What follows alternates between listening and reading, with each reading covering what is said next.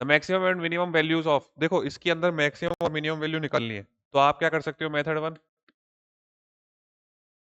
Differentiate करके, ठीक है, डिफरेंशिएट करके आप इसको सॉल्व कर सकते हो मेथड 1। तो डिफरेंशिएट करके तो आप कर ही लोगे।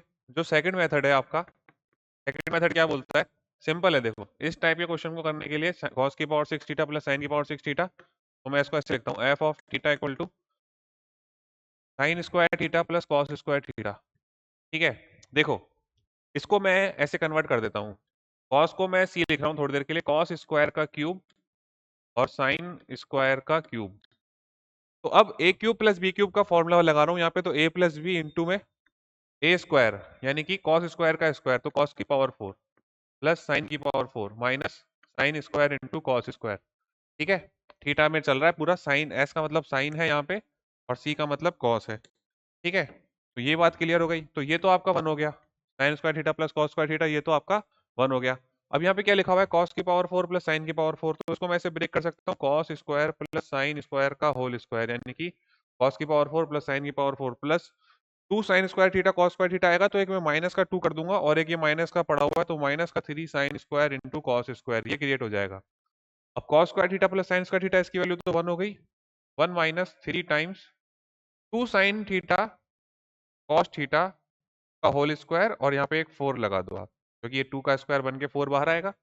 यहाँ तक सभी को बात क्लियर है कि पूरी कैलकुलेशन। अब देखो 1 माइनस 3/4, ये है हमारे पास में sin 2 थीटा का होल स्क्वायर, ठीक है। तो आई होप यहाँ तक आपको कैलकुलेशन समझ में आ गई होगी। अब sin 2 थीटा का होल स्क्वायर है, तो sin 2 थीटा का होल स्क्वायर को मैं क्या बोल सकता हूँ, sin 2 थीटा का जो होल स्क्वायर होगा आपका, ये कहाँ से कहाँ तक होगा, ये 0 से 1 के बीच में होगा क्या। sin थीटा की वैल्यू होती है -1 से 1, और उसका स्क्वायर अगर मैं कर दूंगा तो 0 से 1। इसको आप 3/4 से मल्टीप्लाई करोगे, तो यहाँ पर भी 3/4 से मल्टीप्लाई हो जाएगा और यहाँ पर भी 3/4 से मल्टीप्लाई हो जाएगा, ठीक है। अब मैं क्या कर रहा हूँ, इसको माइनस से मल्टीप्लाई कर देता हूँ, तो मैं जैसे ही इसको माइनस से मल्टीप्लाई करूंगा तो ये वाली वैल्यू उठ के आ जाएगी -3/4 sin स्क्वायर 2 थीटा और 0, क्योंकि ये 0 बनता ना। अब इसके आगे इधर आप 1 लगा दो, इधर 1, इधर 1 और इधर 1, तो 1 माइनस 3/4 कितना हो गया, 1/4।